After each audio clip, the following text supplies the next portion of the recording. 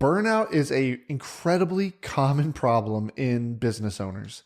It is something that I think we all struggle with at one point or another, and sometimes it can be cyclical. We can deal with it now, and then it might go away, and then we might start to struggle with it again. I know I personally have dealt with it on numerous occasions, and when I have, one, not only was it hard for me to identify what was going on, but two, I didn't really know how to push through and get out to the other side. Well, today we have international speaker and personal growth strategist Rob Tracz joining us, and he's going to be talking all about how to overcome burnout as a business owner to just feel more balanced and feel more in control of your life. My name is Craig, and I'm the CEO of Daisy Financial Coaching. Our goal is simple: to help you run a therapy practice that is permanently profitable.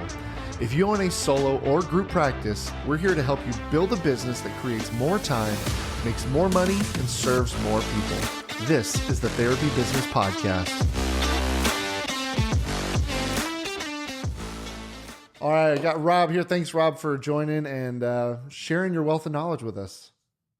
Hey, man. Thank you for having me on today. I'm excited to kind of dive in.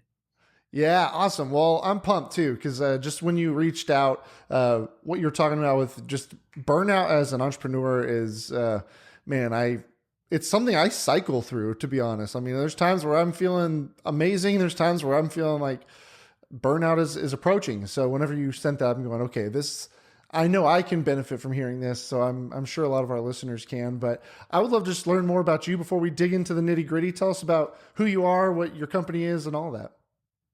Yeah, sure. I'm Rob Tracz. I'm a personal growth strategist. I'm a recovering workaholic, however you kind of want to go about saying it. But what I really do is I help driven individuals, more so entrepreneurs, but just generally people who are feeling stuck and kind of experiencing different stages of burnout, overcome that and kind of get themselves back on track so that they're looking good, feeling good, and doing great things. Man, yeah, I know there's a need. And I know sometimes it's hard for us to even admit it or recognize it, I would guess. And so, I mean, that might even be a good question to ask is what are some of the signs that maybe you're hitting burnout? Because, for me, a lot of times, what I would probably say is burnout. Maybe there's just certain symptoms, things that are kind of leaking into my personal life, into my work life, my productivity, all those things. And maybe that's just burnout speaking. So what are some of the things that you typically see or that people usually struggle with? Yeah, I know for me specifically, there was a bunch of signs that I was kind of continuing to ignore because at first it was, yeah, let me continue working more hours, more clients, and it was like that idea of what I had of what true success was always like one more client away or one more session away. Back when I was a strength and conditioning coach, I was like, first taste of entrepreneurship. I'm like, okay, cool. I get to build my schedule, work with as many people as I want. And that was great because I started making money. But at the same time, it was really bad because I built my book up to a point where I was working 12 to 15-hour days, 7 days a week for about 3 years straight. And missed out a lot of fun things and like relationships, parties, events. And most importantly to me was my dad's final moments. He got really sick and ended up passing away, and I chose to continue working over being by his side. And it didn't hit me until about a year later when I was totally wrapped into work mode and just kind of stuck there. That hey, this isn't who I am. This isn't who I want to be. And that's when it really opened up, like things like physical, mental, and emotional instability. Like anything that would go disarray would throw me like crazy, like a whole crazy curveball. My diet was all screwed up. So like nutrition wise, I was just eating a bunch of garbage, drinking most nights of the week. And then I was digital nutrition as well as something I wasn't consuming anything educational or motivational. It was just like endless doom scrolling when I had the time or binging Netflix. And then a lot of other things like lack of clarity, confusion, wasn't really clear on what I was trying to do. Only thing I was chasing was just that number, that extra session. And then other things like inefficiency in my day, chaotic schedules, people changing, moving around. It was driving me insane. And I had really isolated myself. So I guess long way to answer your question. Some things that pop up to me were isolation by myself, very chaotic, inefficient schedule and rules to live my life by, emotional and physical instability, and poor diet. Man, yeah, and that speaks to me completely. You're saying those things. I'm like, oh yeah, I've felt all those things. I've personally seen a huge correlation with my relationship with my phone and where I am in all areas of life. And I think that digital nutrition is a great way of putting it. It's, man, if I could get that locked down, and I go through these waves of, all right, I'm not touching my phone ever again. Like, I never want to see it again. And then it slowly just somehow creeps back in, one app at a time. I don't know how it does it. But as you're talking about starting, man, with that one, trying to get sessions, it's almost like that hustle and grind culture. And, you and having to miss time with your dad. And I'm sure at the time it's one of those things that you're getting praised for it, in a sense of, man, you're just working hard and you're busting it and you're building this thing. Is that kind of like what you were seeing? Like, it's almost like you're giving yourself and outside people are giving you permission to go all in, almost too much into your work. Yeah, I think what it was is, I was wearing it like a badge of honor. I was like, yeah, I'm building this thing. It's great. I'm too busy to hang out with friends. I'm too busy to go home for the holidays, working on the holidays. And I think to me, it was giving me a sense of attention from everybody, because everyone's like asking me to hang out and spend time with me. And almost like, oh no, I'm too busy, that would give me some false, like, excitement. And I think it really stems back to, when I was younger. My parents got divorced at a super young age, and I was like traveling all over different school districts, had trouble making friends, and the friends that I did make, I couldn't maintain the friendships because I'm moving to a different school. So fast forward now, I feel like I'm getting this attention from everybody, and like I'm making money, I'm doing financially well, so I feel like my parents are proud of me and this, and I can't do that because I'm busy working, making more money. And what I was really seeking for was just that attention and that praise and just like acceptance. But while I was chasing this false or shadow success, I lost a lot of what I really were like seeking, like the attention from others and that quality time with my parents. And while I was chasing that, I lost this, and I'll never be able to get that back. Mm-hmm. And that's really, now I try my best to always stay as aware as I can, checking in. You mentioned that you go through a lot of different cycles with certain things, and that's cool. I go through those too, and I try to put set boundaries and use them as like certain seasons. Like, okay, this is going to be a serious sprint season for work. I'm going to take on a couple more clients in order to make some money so I can fund this next project that I'm going to launch. Yeah. But once that's done, it's going to be break time. I'm going to try to enjoy some downtime and relax a bit. And I think that awareness of those seasons really helped me a lot. Man, that's so true. And we speak, because we talk a lot about profit and cash and how our relationship with money, but we speak to being proactive instead of reactive, because that's our natural state, is to just react. And it sounds like that's kind of, in a nutshell, what you're saying is, by being proactive, and it's okay to have those times where you're like, all right, we are in all in mode. We're launching a new program. We're doing X, Y, and Z. And so that means, yeah, I'm probably going to be working a lot more, or really mentally focused on that. But we're being proactive about it. We're going in with intentionality, knowing it's just for a short time. And I think probably where a lot of people get stuck is they just find themselves stuck in this mode of, I'm working all the time. When I started this business, my goal was to get clients. Like, that's what I was supposed to. That's what you're supposed to do, is get more clients, get more clients. And now it's like, all of a sudden it's really hard to break that habit. So yeah, just being proactive, I think, is the key, right? Yeah, I call it robot mode. So like, robot mode's great. Like, robots are super efficient. They get work done. They're motionless. They're just go, go, go, go, go.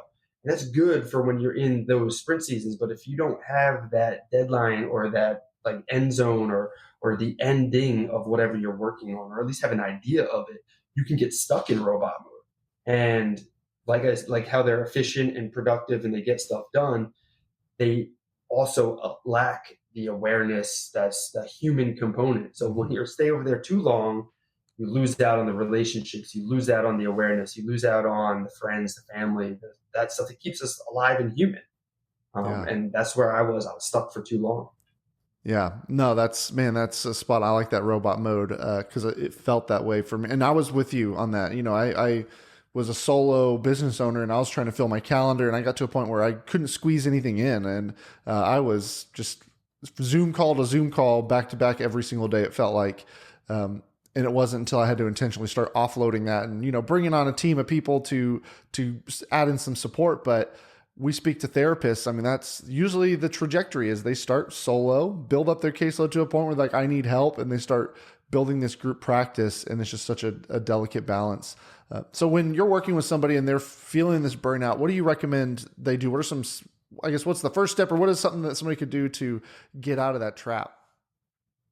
Yeah, it's gonna like this is probably not the answer you're looking for, but it's so individualized per person. So it's really kind Yeah. of like, all right, let's sit down, let's pay attention. So what is leading to the burnout? Is it too many work hours? How, like, Mhm. is it the schedule? Is it your habits? Or is it something more like your diet? Are you not motivated? Are you kind of drained, lacking energy? Or maybe it's focus, or maybe just a little like lacking the stability and the strength, the resilience to kind of handle a lot of things. For example, one individual I've been working with recently just kind of loses it anytime something doesn't go according to plan. It's just like boom, crash, hitting zero, starting fresh in 2 weeks. I got to take 2 weeks to totally recover and get back on track with my routine and such.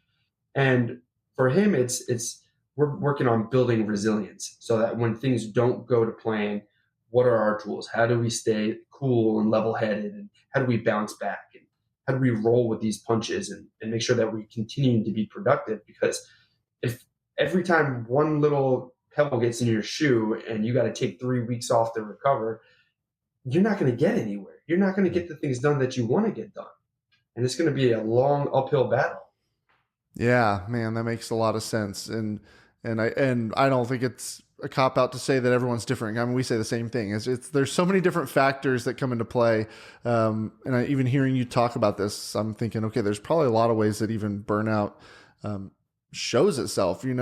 From people who probably isolate themselves from the outside world to go all in on their work to the people who, which is a lot of times my tendency, just tend to disconnect completely because it's like, if I'm not looking at my email, then I'm not going to be, or if I'm not looking at my financial states, whatever it is, then it doesn't exist and it's not a problem anymore. Do you Yeah. see a spectrum of people and like just kind of guess their struggles? Yeah, yeah. I mean, yeah. I mean, for that exactly, I'm the same way. Sometimes, if I don't bring myself back into it, and if I'm not constantly doing some kind of reflection or looking at statements or journaling or paying attention, I get lost, and then it's not on my radar. So then it must not exist, right? Yeah. So what I try to do is I'm always constantly trying to do some sort of reflection. Gratitude is super simple, and or it seems to be super simple.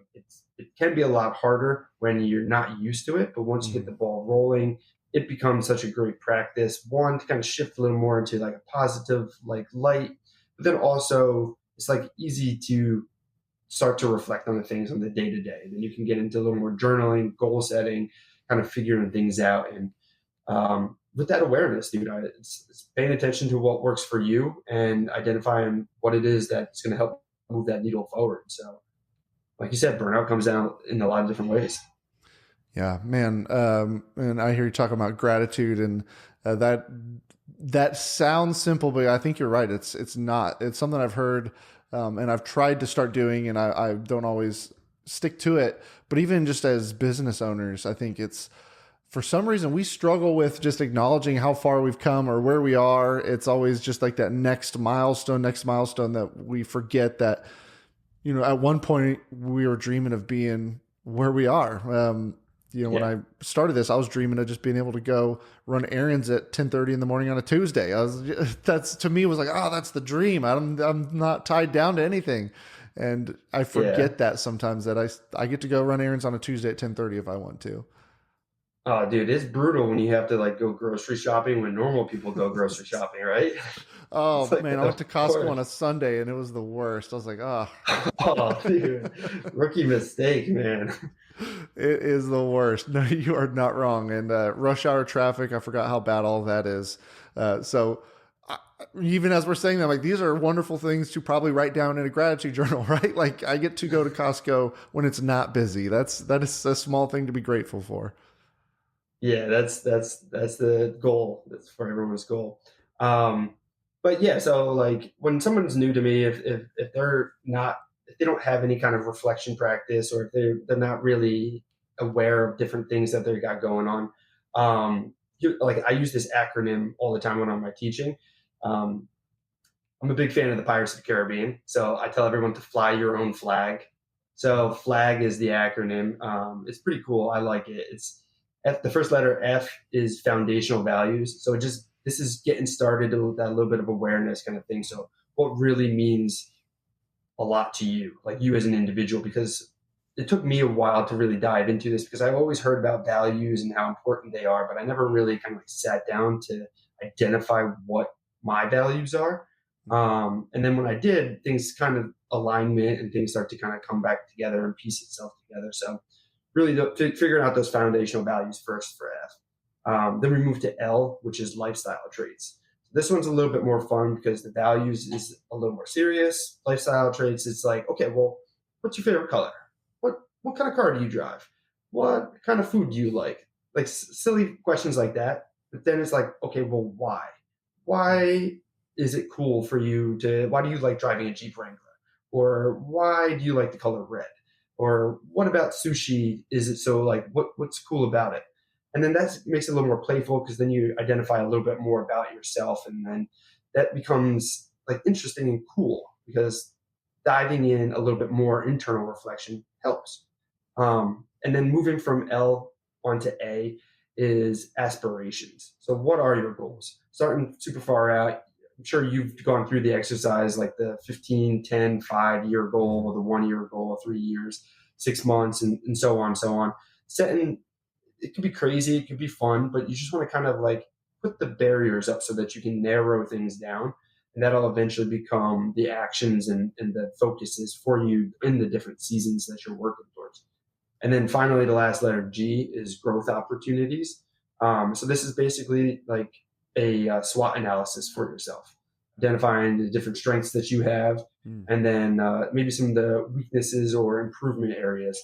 Like for example, for myself, it was the podcasting world is technology, and I try to be as like into all the new software and stuff like that, but I'm still struggle. So for me to get to the speed that I wanted to, I needed to hire a couple of people to help me get through that. So then I can focus on the things that at least I think that I'm good at.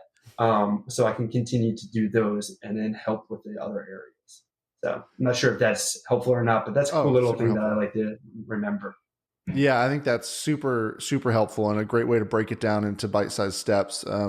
Because you know that the foundational values, I think, is we'll go through that with some of our clients too around their money because it's we want their money to reflect who they are and what they value. And again, being a reactive nature is to just spend money when we have money. And if I look at your bank statement, I won't have any idea what you value because it's just what we've been spending. So knowing that, I feel like can probably creep into a lot of areas of life is knowing, yeah, who are we? What do we believe in certain parts of my life and in our life and in our business and everywhere.